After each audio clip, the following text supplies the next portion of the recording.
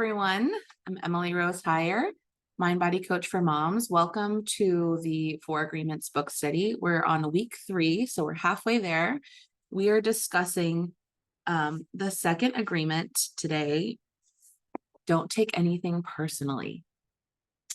Yikes. I am super guilty of this, and I work on it daily throughout the day. I have been quite the people pleaser in my life, which I've learned has actually meant that I'm quite self-centered and self-important and selfish in the way that I try to convince other people to like me, and I do things for them to make them feel a certain way, or I avoid doing certain things to avoid them feeling a certain way. And whenever it doesn't work, I would take it very personally and make it mean something about me. And it's just a very self-centered approach. It means that you're making everything about you. And really, when you are in a whole healed place, you're not always thinking about you. You're thinking about your contribution to the world or how you are interacting, but you're just being, and you're in your true essence of who you are. You're not really thinking about strategizing and manipulating other people to make them feel a certain way so that you can feel a certain way. So when other people insult you or say something to you, drive a certain way, don't do what you ask. In the case of being a parent with your children, when they're not acting a certain way and you are taking it personally, you're in for huge disappointment. You've set yourself up for a trap, because no matter what, if they're acting good or if they're acting bad, you're taking credit and making it about you, and you're just, you're setting yourself up for failure either way. Because even if you take their good behavior as something that you've done right, then you're giving them the power to also make you feel like you've done something wrong. And I know mom guilt is a term that we throw out there all the time, for us feeling guilty about pretty much anything and everything that we do as mothers or parents. And I hope learning about this second agreement can relieve some of that, to not take it personally. It is so very difficult. If you have lived a lot of life, you've had a lot of experience in taking it personally, it's going to be a hard habit to break. And I'm still working on it myself, to be very honest. So in the first couple pages of the chapter, he talks about this. And really, I want to point out this one line that I feel like really hits the nail on the head. You have the right to believe or not believe these voices, and the right not to take what they say personally. He's talking about the voices in your head, and it kind of goes back to the judge and the victim. You have all these different parts and pieces of you from your whole past and history, what's happening now, all the people you've met and interacted with, your family, your friends, and you've made agreements to believe all of these voices. And really, it comes back to the awareness of what you're thinking and choosing to believe it or not. And it's just really good to remind yourself that you have the right to believe or not to believe these voices. So I wanted to point that out. And then I also want to go to our workbook here. So on the week 2 page, the second agreement, don't take anything personally. I just want, before we get into the questions, I just want to say, you are taking things personally if you agree with it. So something in your mind from your past is being triggered, and you're believing what people say or do to be true and right and in agreement, even if you're saying, that's not right, that's not true, I don't believe that.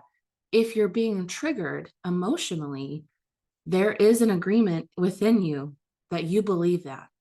So the common way to talk about this is like, if someone were to come up to me and say, Emily, I hate your blue hair. It's so ugly. You would probably be like, I don't know what you're talking about. I don't have blue hair. Okay. Like I would be very confused by that comment because it doesn't make sense, because it's not true about me. If someone were to say, I really think you need to lose weight, that would trigger something in me, because I do believe that. Like, I've been dealing with body image and weight issues my whole life. So any comment about my body or my weight triggers something in me because I'm already tender. So if you are believing something about you and someone comes and touches that tender spot, you're taking it personally.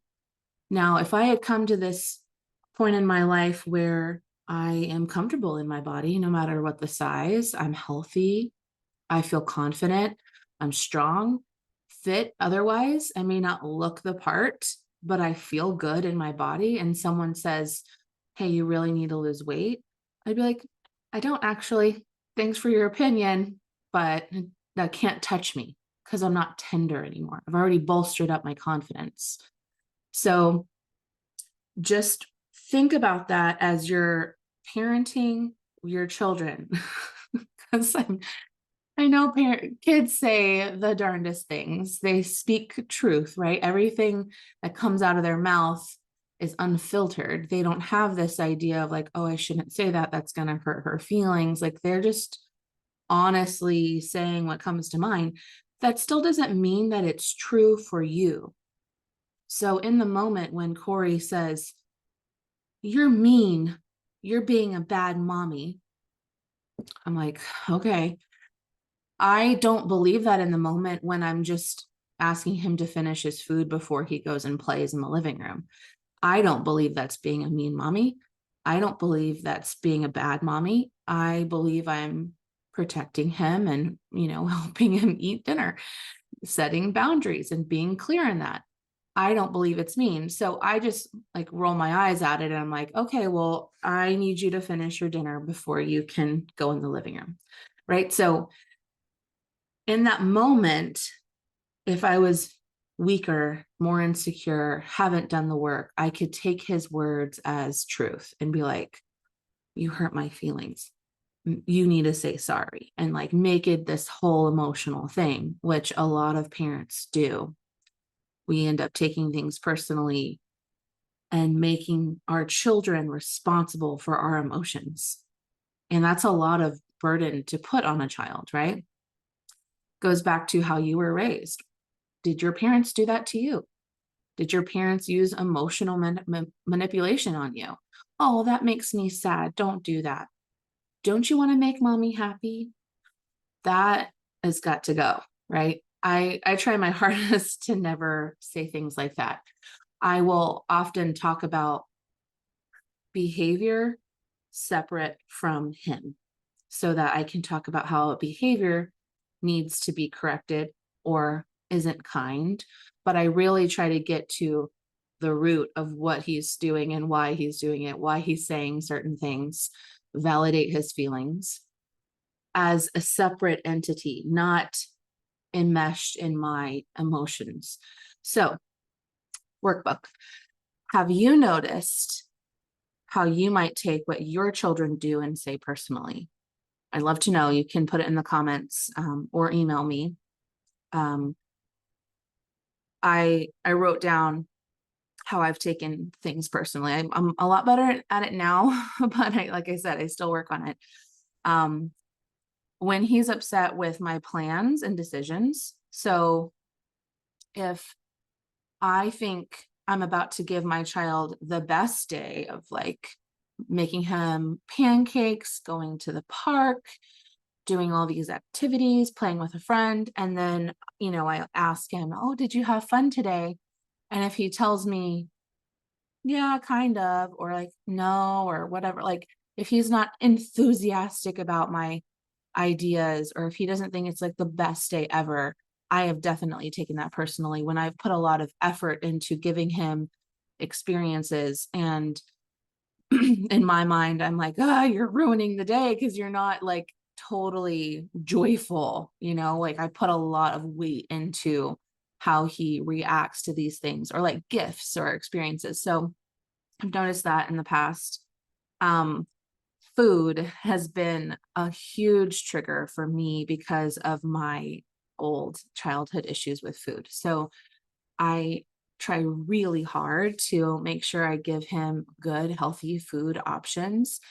And when I've prepared snacks or meals for him and he eats a bite and doesn't want it anymore, or doesn't eat it at all and says, never mind, I don't want that, I want something else, like that has triggered me so hard. And it's because as a child, I was told, this is what you're eating. You need to finish your plate. You can't have anything else.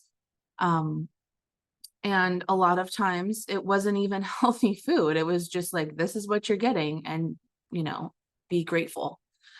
And so when my child isn't being grateful because he has no idea what else, is an option, he doesn't understand there's starving children in Africa, or he doesn't understand what kind of childhood I went through.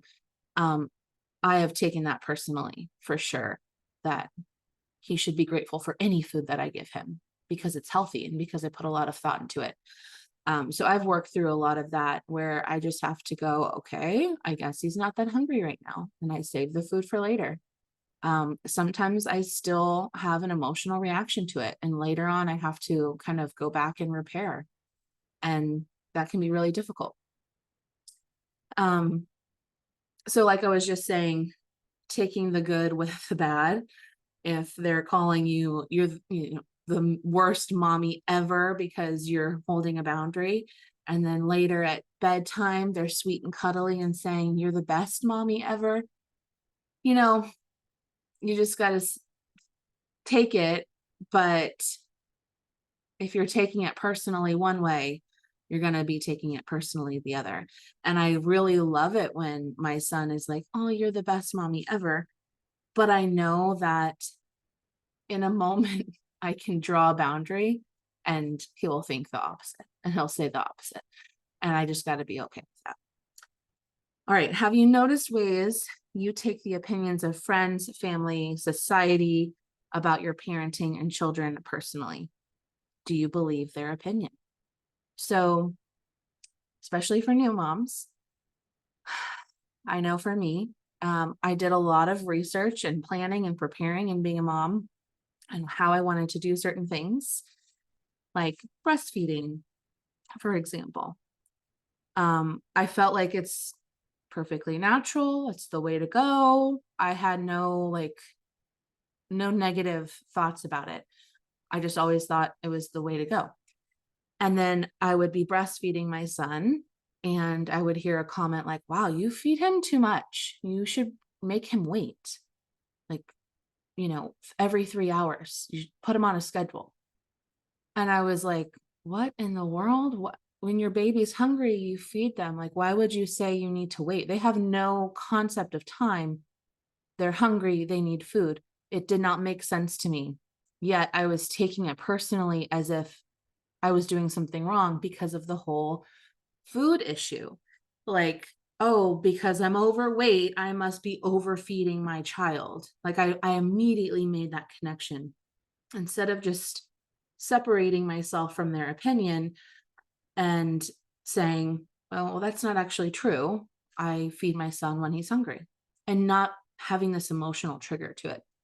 Um, I definitely questioned myself many times when I would hear opinions about the parenting choices I made in the beginning, and I would take it very personally. And I would have this like anxiety around certain people because I knew they would make some kind of comment and I didn't want to feel what I was anticipating feeling around those comments. So I changed who I was and even changed some behaviors around people so that I wouldn't have to have that experience. Now I wish so badly I could go back and say, Emily, don't take it personally. Don't take it personally. Do what you feel is right. Let everyone be wrong about you. All right. So the next question is, what would it feel like to disregard others' opinions as neutral? How would you feel?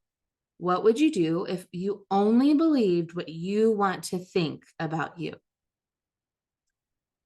Just think about that for a second. How would it feel to be completely confident in who you are and what you do around your parenting choices, how you interact with your children? Do you feel confident in everything that you do and say? Does even thinking about that kind of trigger you a little bit? Like, no, not really, because I'm probably not doing it right. I'm probably a mean mom sometimes. Like, think, kind of assess how you think about yourself already and assess how those opinions come in and make you like touch on those parts of you that are tender and make you feel like even more insecure.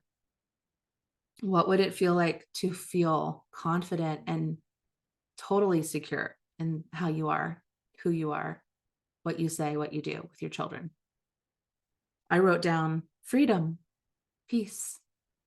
And that's how I want my child to feel around me, right? Freedom and peace and love and joy. Yeah, we hold boundaries and yeah, we have some emotional outbursts sometimes. But at the end of that, my son knows that I'm his safe place to have those emotions and those feelings. And if I was taking every single thing personally, it would not feel safe to him. I would feel triggered all the time and make him stop so that I can feel better about myself. And I'm sure you've encountered either your parents, one or two of them, family members or teachers, church leaders, people at work. I'm sure you know how that feels, where you're not allowed to feel your feelings because of how other people feel about them. They are taking it personally. And so you're not allowed to be you. So, how do you want your children to feel around you? That they can be themselves, they can process their emotions in real time so they don't have to hold on to them and go to therapy later. So they don't have to find a life coach and a therapist later on in life and heal from this, right? Think about that. I want you to go through the rest of this week feeling confident in who you are and what you do as a parent. And if you're not, then let's chat about that because that will be the thing that you need to work on. All right. That was week 2, second agreement. Now we're on to the next agreement. That would be don't make assumptions. Yes. The third agreement, don't make assumptions. So read this chapter, answer your questions. This is chapter 4, and we will discuss in the next video. See you later. Bye.